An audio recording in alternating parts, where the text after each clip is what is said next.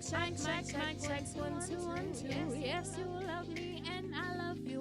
Putting on for my people, the local heroes, building community. Can you hear me now? Oh, can you hear me now? Can you hear me now? Oh, gosh. I forgot you. Can you hear me now? Can you hear me now? Can you hear me now? Hear me now.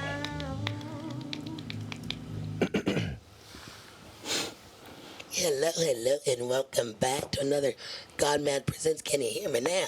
Yeah, I can hear you. Can you hear Loud and clear. Loud and clear. We are here today. Listen, I wanted to start off with just a little bit of a little humor, if I may. You know, Adam and Eve, they were in the Garden of Eden, and they were doing so well. And you know how Eve was created because she came from Adam's rib. Right. And they were so happy.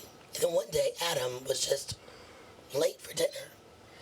And Eve was saying, where are you? Like, we've been together for so long and you're late. And he finally comes home and she's like, okay. He goes to sleep. She starts touching on him. He's like, what are you doing? Let me just lay here because I need to count these ribs. Oh my god. I get it. Anyway, so Carry on, miss. we got the same, we got enough number of ribs.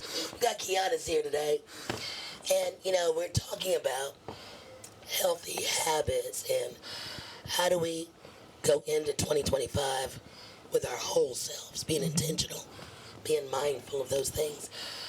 And you know we started this health journey. Oh gosh. Vicki, myself, and Jovette, drinking water, exercise, and Water is fundamental, by the way. Water is fundamental. The correct water. The correct water at that. The correct water is fundamental. That's coming from our producer, Jovette. So with that, let's talk about a little bit of our physical aspects. And Kiana was on with us earlier in the year, and Vicki and Jovette went through a routine with him. And now it's 2025. We may want to start off Doing a routine. Actually. Some routine. Okay, welcome back, Kiana. Glad to be here. Thank you. I appreciate absolutely. it. Tell us a little bit about this challenge that you're doing right now. So what I decided to create was, been a trainer since 2014, 18 years old. You learn a lot of different things about people. You learn, the mental aspect of it, the personal aspect of it, and the physical aspect. But everything doesn't work for everybody. And also, once I started to get into the position as a husband, as a father, I noticed that and a business owner and an employee for all these things I do, I realized that even I have my own struggles when it comes to staying in shape, staying on top of a routine, staying on top of some kind of consistency. But the biggest issue was that not having a plan is what causes the biggest problem, right? Being an athlete, you know when you're going to eat, you know when you're going to sleep, you know when you're going to work out, you know your entire schedule. But when you get into the real world and you have kids that don't necessarily follow a schedule at all, you have a job that's demanding, you have, other obligations within your church and your community, and then you don't have that time for yourself, so you put physical health on the back burner because it takes too much time. So this challenge is something that I wanted to do for people to learn how to sit back and prioritize it without the strain of, you get this temple one time. Yeah. And we give everything else priority but it. So I have the saying I always tell my clients is that you can't help nobody if you're dead, right? And so this plan was created to kind of say this challenge I named it 40 Days of You. So these 40 days have the opportunity for you to have workouts, add an extra cardio session in there, which is however you choose, but it's more of you kind of putting the body through some cardiovascular health, because especially in our community, we have a very, very high disposition to heart disease, blood pressure, obesity, and diabetes. And a lot of that comes from not getting enough cardio. So our hearts get weaker over time, and we're meant to move. We don't move. When you don't move, you don't function the way you should. But then I also wanted to add, I prayed on it, and I want to add some kind of spiritual and mental health aspect to it. For those who don't know, Mama Vicki is my mother-in-law. But when I came into that family, I really learned a lot about like writing and like putting your thoughts on paper to get it out of your head. Or also like, you know, when you do write things down, it is one, you remember it better, because I always forget things, but also it actually shows like when you have like a journal of gratitude, it actually shows like, yeah, life might suck, but there are a lot of things that I'm grateful for because somebody else might not have that. Yeah. Right. Yeah. And so it gives you a sense of like, life really ain't as bad as I'm making it. Yeah. Right. But then also having that, so they will like journal for 10 days, like 10 minutes a day, but they also have a 5 minute of meditation and prayer. For that, the meditation is a kind of like, you know, wanting people to kind of like just sit with their emotions and sit with their feelings, right? Because I struggle with that. Being able to just slow down, listen, think, and feel my emotions rather than just being reactive. Just keep going and going and going, yeah. You keep going and going until you get burnt out, right? Or you lash out on people that you don't want to lash out on. So that 5 minutes of sitting there, you know, you can do this at your own time, at your own pace, but you just, you know, just be in tune with yourself. So for those of my clients that are not believers, it's meditation. But for those who are believers, it's our prayer time. So I wanted people to just kind of say, what do you do to reconnect to yourself and whatever higher being you believe in? And then there's the community aspect. So I have my own app. And so with my app, I put these challenges in this app, and there's like a competition that's happening. But the competition isn't necessarily for me to compete with you. It's to build consistency and support. So you'll know, in the app, you'll see people, you know, it'll tell you when someone completed a workout. Okay. So now you see my friend completed a workout, this person completed a workout, and so the idea is to bring people together, and you bring your friend, you bring your friend. Kind of like an accountability partner and kind of seeing. Right. Yeah.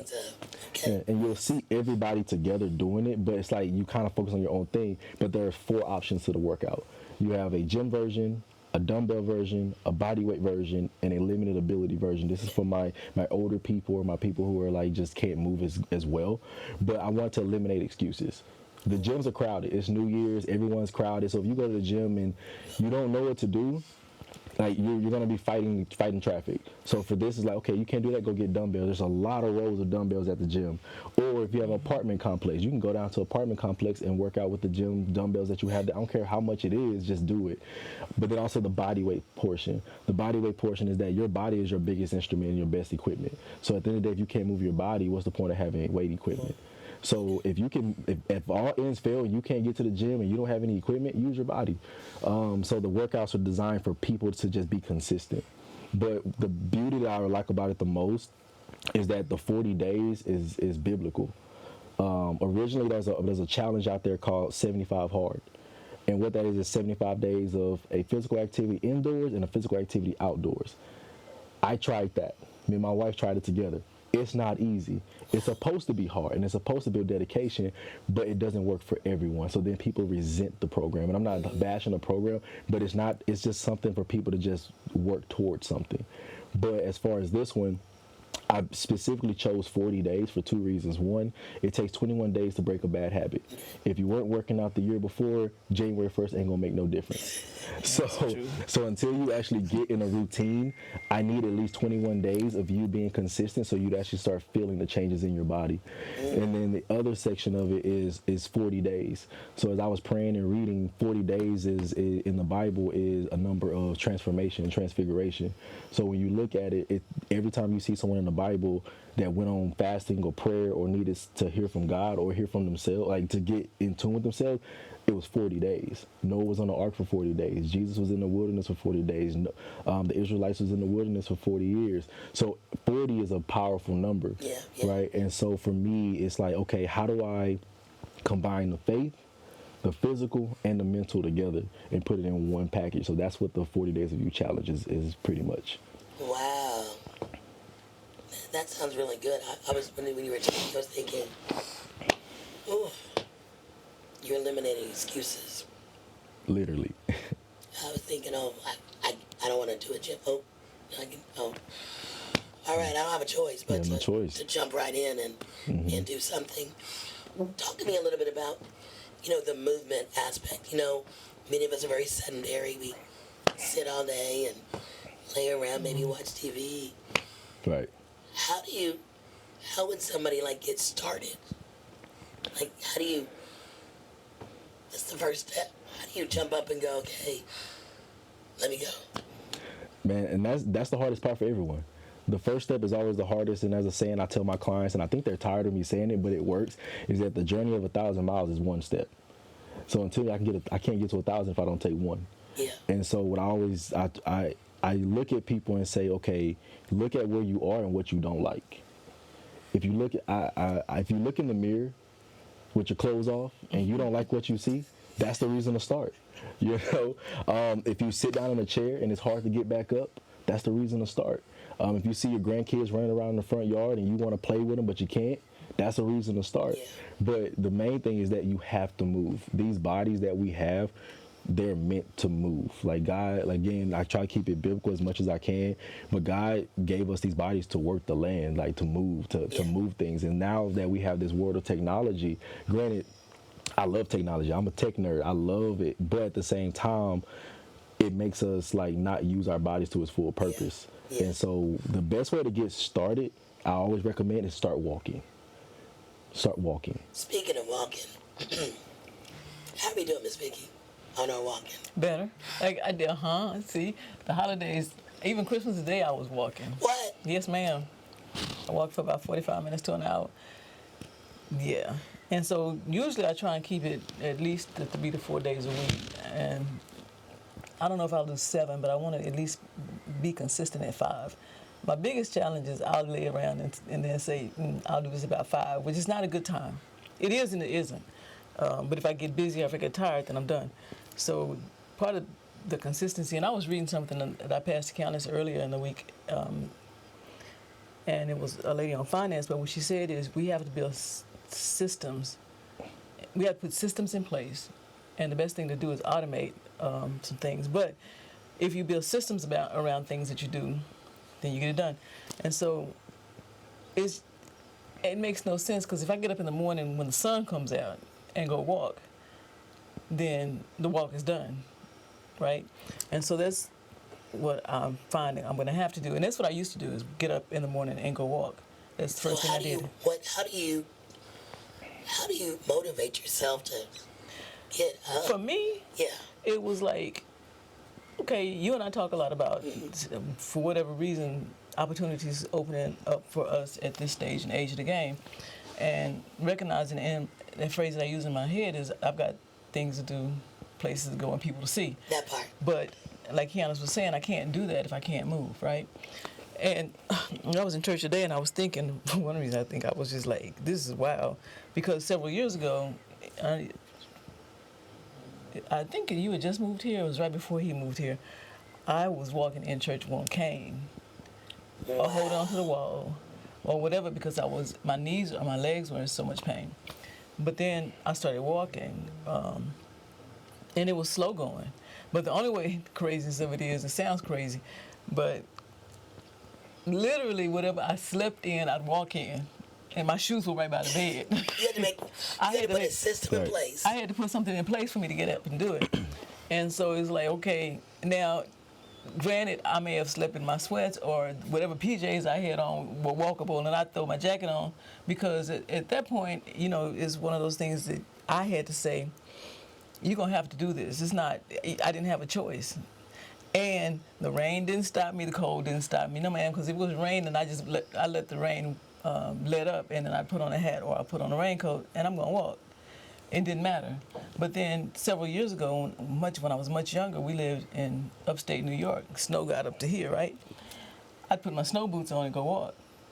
And one of the things, everybody has to find their right motivation, but mine was a book I found, and it was a prayer walk with Jesus. And so you walk and let God talk to you. And that has been one of the things that has been consistent. Anytime I'm out there, I'm going to hear a message, or I'm going to hear something. It then depends on what I'm listening to, because some days, some days I walk and I don't listen to anything, but then some days I'm listening to a sermon or a podcast about mental health, or music, and again, it depends on the music I'm listening to. Yeah. But, I've never not been able to hear something. So But I had to. It was that voice that said, "Okay, you got things to do, places to go, and people to see," and that promise that things are gonna be coming later. But and at first it's like, well, I guess I'll be on a scooter, but no, ma'am. Yeah, yeah, and you're right. It is that you got to make up in your mind to do it and then execute. Yeah, that's the only way. It's because I will find myself doing the same thing, going, okay, get up. No, lay down, get up. No, and then get up, like forcing myself to just get up, jump in the shower, and immediately start feeling better. Like, it's amazing that once you move, you start feeling better. Yes, ma'am. And that's the craziness of it, is I think, is that my doctors told me, my orthopedic surgeon said, you don't walk. And I'm like, I gotta walk because I gotta go from the car. I mean, I had to walk. So it didn't make sense. And he's very good at what he does. But he said, it didn't make sense because I was like, I gotta walk. So, and I like walking outside. And Gavin says a treadmill. Do you want me to put it in your room? No. I like being outside. So, I mean, you know, the reality of it is, I'll walk out and my knees are hurting the first 5 minutes or so, but it's like they get warmed up and I get going. And so I feel better. Yeah, I find myself doing that too. So I'm glad about the walking. And then we think about, you were talking also about the journaling. You know, I used to say put my brain on paper, get my thoughts. Like I'd have to speak out loud what I'm thinking, what I'm thinking, so I can hear it. But then also the journaling also just gives you another outlet. Right. So when in the program that you're talking about, the journaling, do they have prompts or is it just whatever? So what Mama Vicki said, Vicki Merriwether. That's all right. For me, because I have an app that I can do a lot of things, there are some prompts in there that kind of like, hey, how you feeling today? What's going on today? How you feel? Like I'm trying to engage them to think about things that they just push to the back burner, but at the same time, the breakdown of the challenge, like when I send the overview for everyone that joins, is look, get it out your head. Because a lot of things that keep you from doing what you want to do, just get it out of your head. Like just write it down, whatever it is. I have a journal that I call my brain dump, and a lot of times it's really just like don't make sense. I'm not gonna lie to you. Sometimes it doesn't make sense, but I'm just really getting like, I'm mad at this. I'm angry at this. This bothered me. I don't like that. This is what's stressing me out.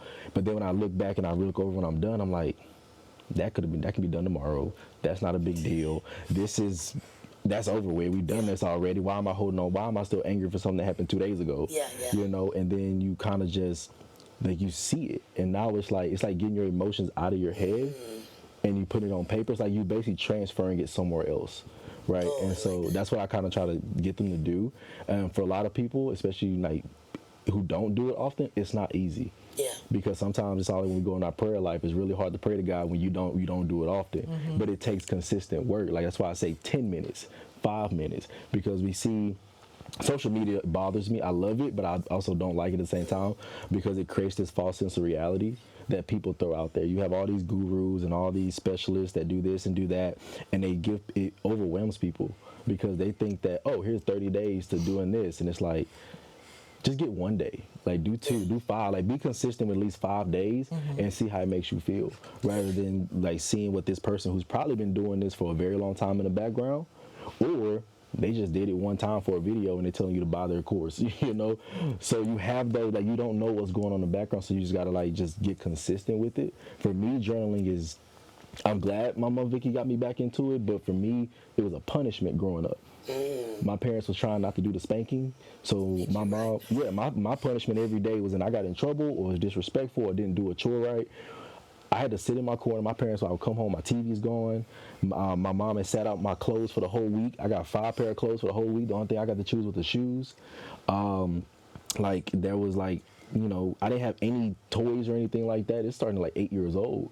And my mom would put me in, I had a desk. She went and got a desk from, she used to be a bus monitor at the school, so there was a desk that was in the bus barn. So she brought that home and put it in the corner, and all I had was like a big stack of wide ruled paper and a big old cup of pencils. That's all I had. And every day I had to write what I did wrong. And so it was like, you know, you learn the little tricks, write I all the way down, then this word all the way down. But it turned into a coping mechanism for me as I got older. So now when I am frustrated, when I am angry, I either spell words on my leg My wife knows this. My wife would be like, "What you say?" Sydney will tell you. She's like, "What you saying?" Because I do that. I literally be spelling. If I'm angry, like I clench my jaw and like start writing on my face, or I write it in my journals now. Now I don't want people to read my journals. Like I said, it don't make sense. There's a lot of anger or whatever in there, but it takes consistent time. And once you do it, it'll make it's like keeping track of what's happening to you. Because like at some point, like you're gonna get through it. You're right. And then for me, it's almost like a prayer journal sometimes. Because then it's like if I'm having marital issues or work issues or money issues, I can journal that. I can be mad for 3 weeks about money or 3 weeks about, whatever. But then on that 4th week, I don't feel like that no more. Then I go back and look at my journal and I'm like, man, I was mad for nothing. Like, so I think the journaling thing is just, it's a practice.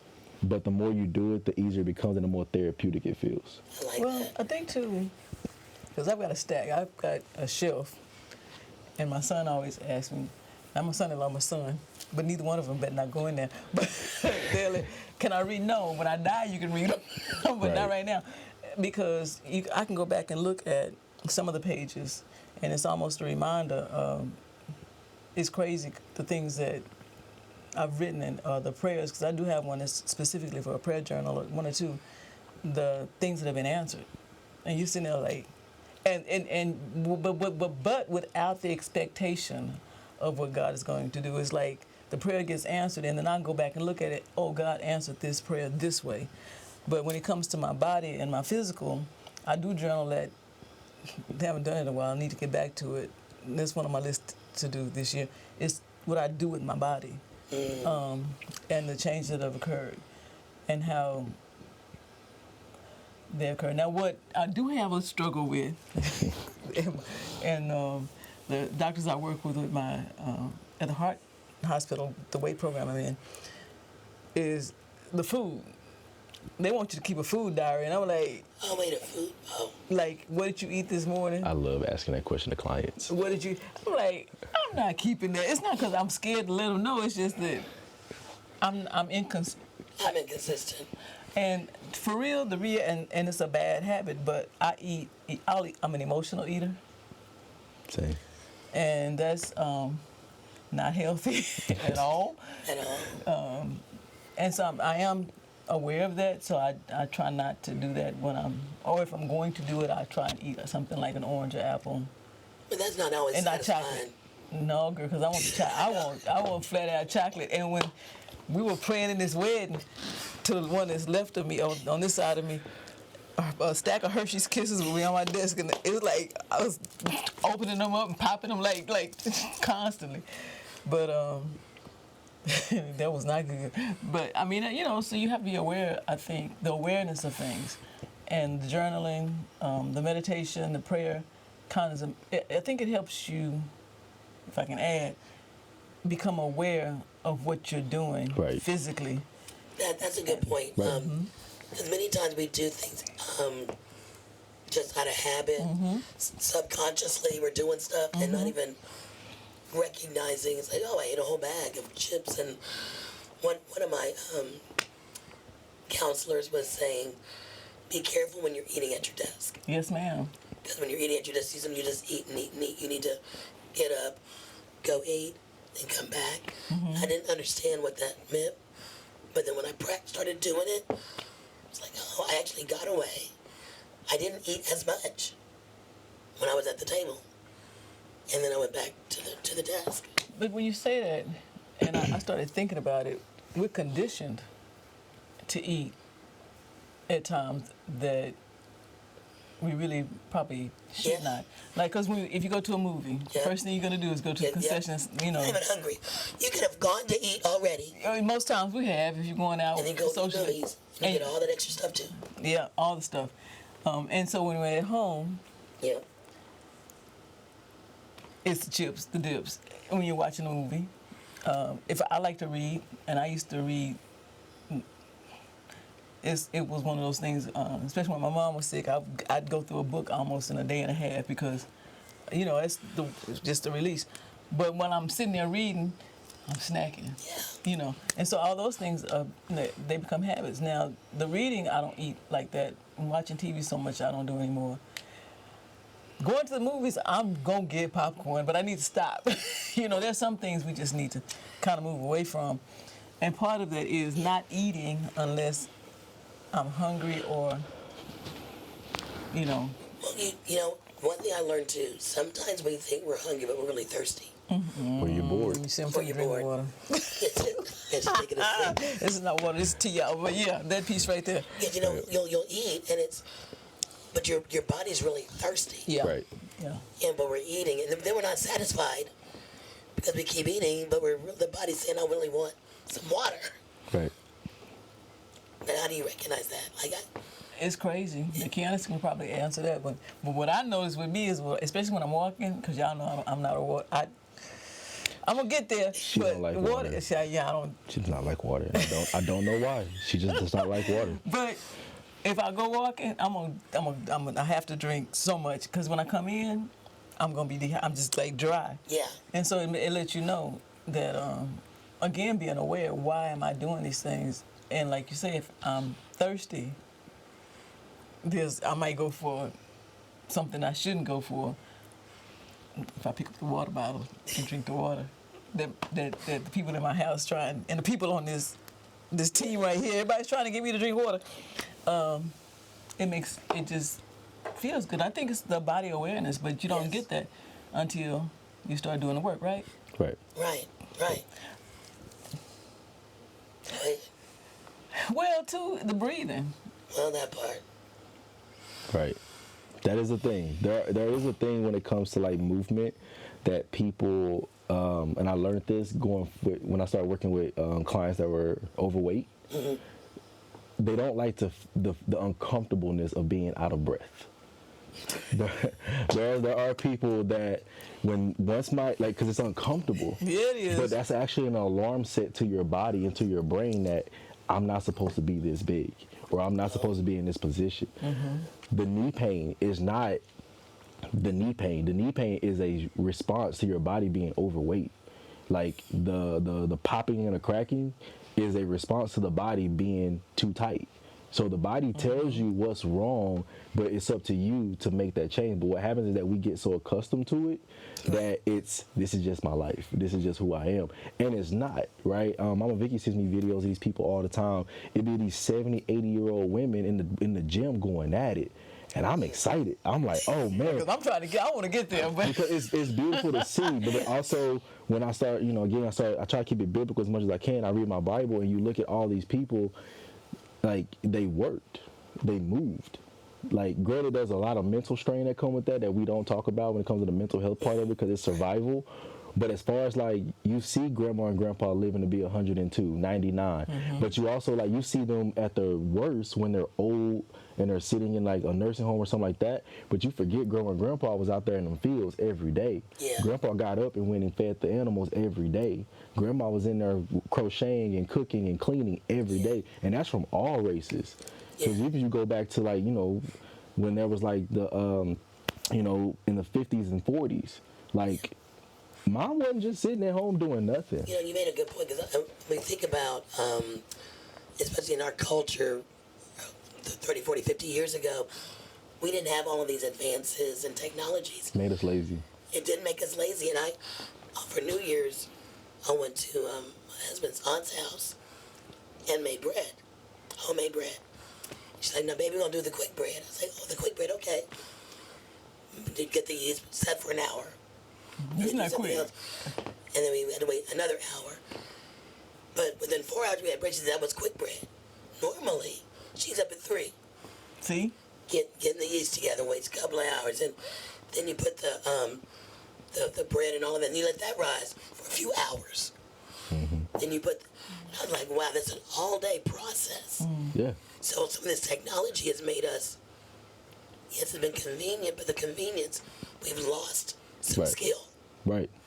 We've lost the ability to move in a lot of cases. Right. And we also came into this where we have this, I don't blame just social media itself. I understand, like, everything, everything evolves, right? But it's how you maintain, like, baseline principles in the involvement where, you see, like, you can, like, a cow. right? We have beef, we have all these different things go to a butcher, but you don't see that on the back end. They've been raising this cow for almost 2 years before it hits your plate, right? But think about it, before we had the manufacturing and all those things like that, Grandpa raised that calf since it was born, right? That's every day out feeding it. That's every day out milking it. That's every day doing that. So in the meantime, before we can slaughter it, we were just milking it. So what is Grandma cooking in the meantime? Grandma's maybe making eggs. Grandma's either making, they have goats or sheep. Like, there's always some substitute, but then you get down towards the end of the year, and that cow, that's when you get that big part. But also everybody was working, so we're not. But now it's like, I can go to the store and buy roast, I can buy this, I can buy that, and it's always there because it's always accessible, but it's not always necessary. Yeah. And so for us and our culture specifically, one thing that we have to do is we got to kind of like go back to our roots. Because right now my family, we're all doing this fast, and I was saying it this morning, I was like, even though mentally it's a struggle, my body feels better. My body feels good because we have not eaten out at all.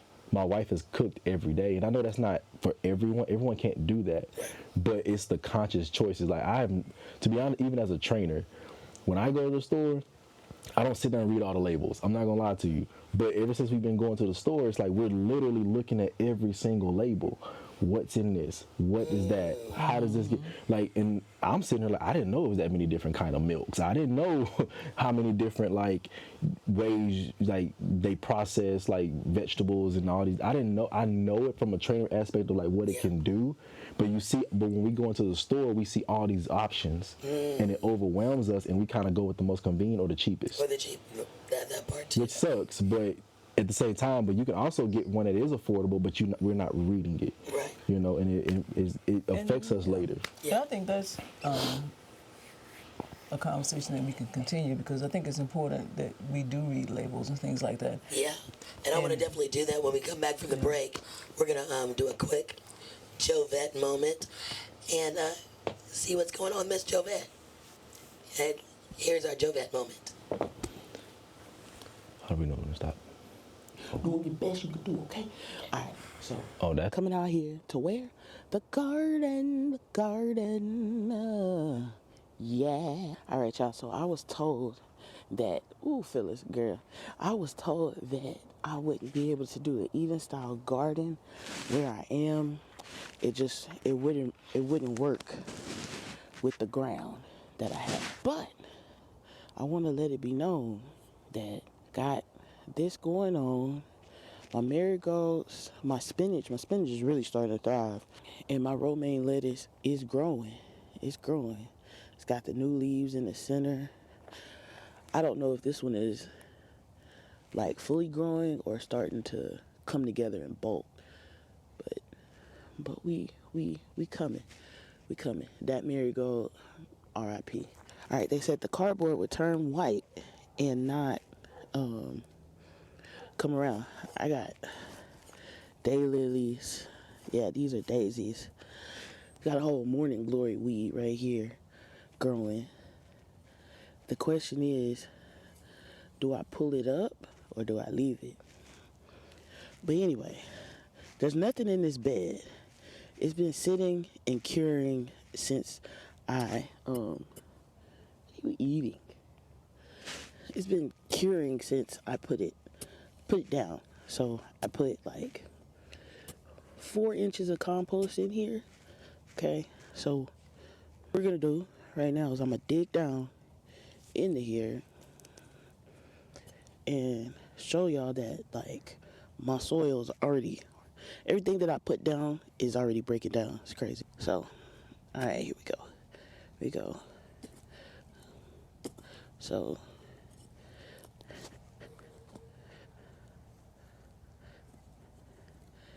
look at that. Look at that. Look at that. This layer right here that you see, that's how much product that I put down. Past there is my dirt, like the clay soil that I have. So everything is already essentially decomposed through the summer. Like, I don't know if it's clear, where you can literally see that's the line of the cardboard and everything that I put down. So, like, it's doing exactly what it's supposed to do in terms of it. So I'm really happy about this. And then I think as it continues, it'll just be better and better and better and better and better and better. And I have tons of mycelium in here, as you can like see right there. If I can keep the camera turned the right way, there's tons of mycelium down off in there. Like, it's a beautiful thing. So I'm just really excited. Y'all ignore my toes. Get my feet done today. Okay? Get my feet done today. How this is, these wood chips actually go over. Look at that. Look at that breakdown. Look at that breakdown, baby. Look at that breakdown, baby. It's beautiful. Anyway, these actually go up and over. Phyllis. Phyllis. Phyllis. You know I don't be playing with you in my bed. Come on. Come on. I got garlic and stuff down here, so I think she got a hold of the garlic and can smell it. I think that's what's going on. I think she can smell the garlic. So anyway, that's an update. Like most of this was all cardboard, yo. This was all cardboard and wood chips, yo. I got tons of weeds, bro. Where as you can see, these were, if you look back to the other videos, it was all cardboard. So I think that's kind of crazy and wild, you know. But my one little broccoli plant. Y'all, I apologize for the end of the video, but as you can see, Phyllis distracted me. Y'all, peace out, one love, Jesus Christ, remember that. Phyllis had to get back in and do some stuff. Okay, before we jump back into this segment, I got another little. Oh my gosh. You got a jokey joke? Yeah, I got a little jokey joke. So, there's a woman named Edna, and Put it down. she finds herself in some dire trouble. She's losing her business. She needs to pay her bills. She's like, Lord, I need some help. Can you please help me? I just really want to win the lottery. The lottery comes, somebody else wins. She looked back and said, Lord, please, you don't understand. I'm losing everything. My kids are starving. I am really, really having a hard time. Lottery comes again. Someone else wins. Now this time she's like, Lord, you know me.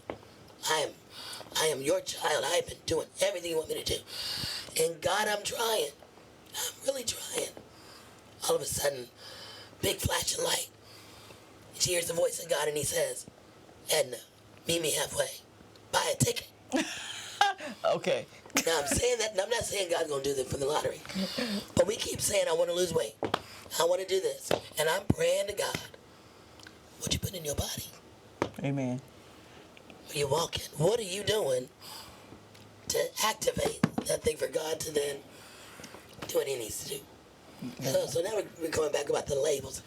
Oh, that was a little jokey joke, but just really, we think, we say, Lord, I want to lose this weight. I want to do this. I want to get that. But then we don't make those steps for that to happen. And before the break, we were talking about the labels. Mm-hmm. And before our parents, grandparents, they pulled it from the ground. They did. They ate from the ground for many, many, many, many years. And so now, when y'all were going to the store, how do you look at the label to identify what's good, what's not good? And not just what they say on the outside, 50% less fat, is turning that around, looking at ingredients. Right. And one thing I learned is the ingredients are in order, right? I think that's what I learned. Mm-hmm. So like the first ingredients was the most of, what it is, Yeah. right? Yeah. So, what have you learned from looking You at know, these ingredients? for me, I every time I read something or hear one of the people on the social media things, like because I follow some people that are vegans or vegan chefs and stuff like that. Not saying that's the way I'm going to eat, or people that eat that are into that. It's like, if you can't say it, then it may be a problem. If it's a word on there that you cannot say, then it may be a problem. And I'm not an expert in that area, but it may be a preservative. Everything, and you know, to me, there's some things that we're sold. It's about commercialism, Yeah.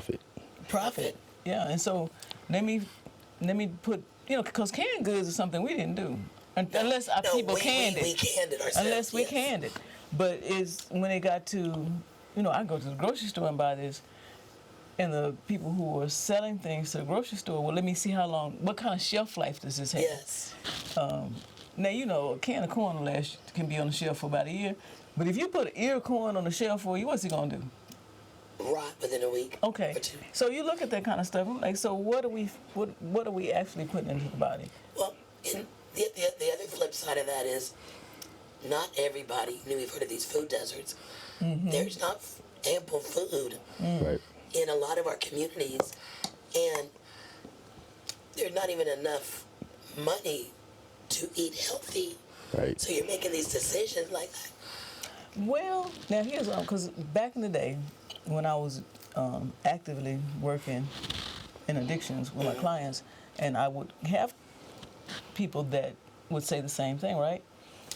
Well, there's a guy, I'm not quite sure if he's in California or New York, but he was the urban gardener. He started in the hood, in the garden, in the either in the median, the place between the sidewalk and his yard or wherever it was, and he opened it up to the neighborhood. Anybody come by there and get what they want, right? And then he started doing stuff in his yard. And then I started following people that were doing that, and it's like there are a lot of people within the city that, in areas that do have these food deserts, and they're actually growing stuff. But what they've done is they've made a community of it. They've made a community of it. He made a community of it, and I'd have to go back and look at this. And thanks for me bringing it up, because I'm going to go back and look at it. But we say we have these food deserts, but do we? Or is it back to that place where, oh, it's not convenient? Or it's knowledge. It's knowledge, So- and I will grant Yeah. that. But it's and you say, and we say that it's not, it's knowledge. But most people, you know, I walk down the street and people don't have cars, but they got an iPhone. You know, or they don't have certain things, but they're gonna have a phone. And most people are gonna have a mobile phone, right? So most people are gonna have access to social media, TikTok, and all the other stuff. YouTube. My son says go to YouTube University, and we look up the celebrities. We looking at all the stuff that's happening in celebrity life. Why come we can't look up what? If I don't have no money, how can I feed my kids? You start a garden. Well, how do you start a garden? You do this. So it's sometimes, you know, the Bible does say, without a lack of knowledge, my people perish. But if I want knowledge, what do I need to do? But see, sometimes I'm in a situation where I'm ignorant from the perspective of I'm not going to give the excuse that I don't know any better, but we don't not all information is shared in a way That's popular? that's popular, and also how can I consume it? Like, how would I get information out to people? I don't know, but like, You see what I'm saying? There's different people do it different ways. Yeah. This man became very popular, so much so that it was L.A. because the city said they made him take down his garden. Oh, wow. And the people in the city got upset and so they let him keep doing it. But I think that was the story. And it's a lady in another city, and oh man, she decided after her son was shot, she wanted to build a whole community of things. So she started putting together a community with no money. Now, she didn't have any money. She just started doing stuff. because she recognized the need for it. I think sometimes we've been so conditioned, and that's the problem. It's not that the information is not there, but we have been conditioned to not look for knowledge that will benefit us. We're waiting for it to be passed down to us, someone to tell us, someone to show us, someone to lead us, versus taking the Initiative. and accountability, responsibility. Those last two words that you just said, accountability and responsibility. Yeah, you're right. There's so many times that, people who really don't know or don't have the experience will say, I don't know. It's like asking Kiana's, and which I have not done yet, and not that I don't have access to, because I do need to add some other Physical stuff. Well, weight bearing stuff to my routine. He doesn't know it, but he's going to do that eventually. But I'm waiting on you. I know it. And so, you ask, how do I do this? If I want to know. It's like, okay, I'm looking at my life. You said something right there. If I want to know. But, if my body is jacked up, and mine was, I'm just going to sit mine and still working to get it better, but it was. It's not me looking in the mirror and saying, I don't like what I see. I didn't like the way I felt, And from here or physically, and the breathing. That's why I said breathing. You talking about, that's why I said breathe. I watch people, and a couple of people to the left of me too, and myself included. Did you breathe? You've been talking that. Did you take a breath? What does that do? And so, those type things, I had to get in the mirror and say, I love this, I love this, I love this. Doesn't matter what it looks like. I love this body. And so, because, it might not look the way the people on TV look or whatever, but it's the body that I have right now, and I have to appreciate what I got right now. Yeah, when the Bible talks about being content in all things, even being content in my current state of acceptance, right? So I accept where I am, and if I want to make changes, then I have to do something. I have to be accountable. And too many times, I think we're in the victim game or the blame game. Well, I don't have this, and I don't have this. My parents did this, so-and-so did this. Okay, yes, they did. I'm sorry that was done. Now what? Exactly. And so when you're talking about the people that don't know, I don't know how to garden. Okay. We had on a show not too long ago, the community garden from St. John's, right? And they teach people for free how to do this stuff, right?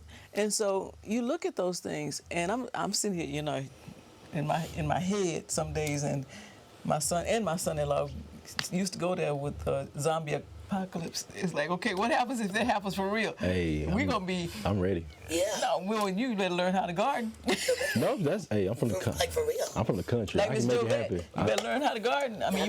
You better start something. And if you don't like the prices at the stores, if you don't like, Create your own. create your own. Yeah, and that's what I'm saying. And it's so, if everybody had their own source of food, if you got greens and I have tomatoes and I have too many greens, or you got we can do a swap. This business 101. That's how business was created. At the end of the day, everything before you put money to it, everything was a bartering system. Yep. You have something that I need, I have something that you need. If my people, we live on the water and we do fish, your people live inland and y'all do vegetables, we want meat, y'all want vegetables. Let's swap that out, let's pass it on, But you know what the beauty of that was? It wasn't about profit. No. It was about community. It was about community. Yeah. And we need to get back to community. And so that's important. And I think the narrative is, you have to do this by yourself. You're on your own. You got to figure it out. Pull yourself by your bootstraps. That's capitalism. That is capitalism. Exactly. At the highest level. At the highest level. And so that narrative is running through all of us, individually, trying to do things. We just need to pause and breathe.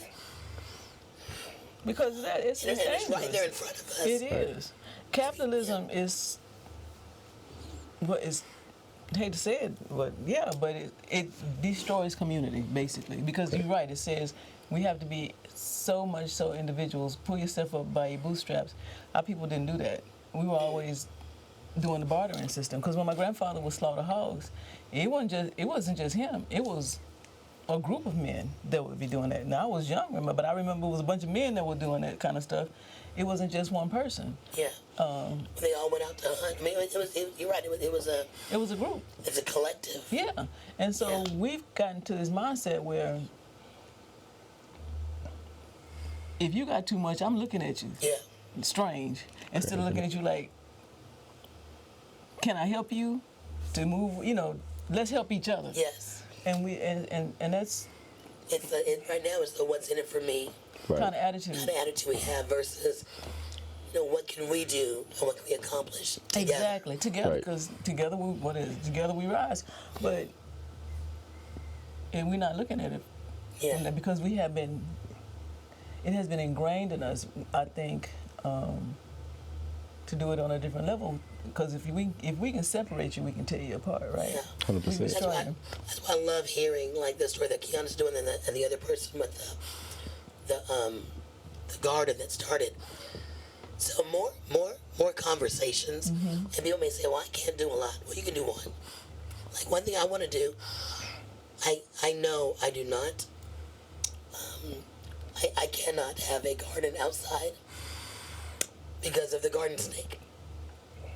I'm scared of them too. Yeah, I can't. So, but I was thinking about doing like an internal, like the tomatoes, like the inside an inside garden with tomatoes and herbs and those types of things. And then I'll go visit you guys and get the melons and all of that. But I'll do the stuff inside because I don't think I could do that. Well, I'll start it, but you scared of snakes?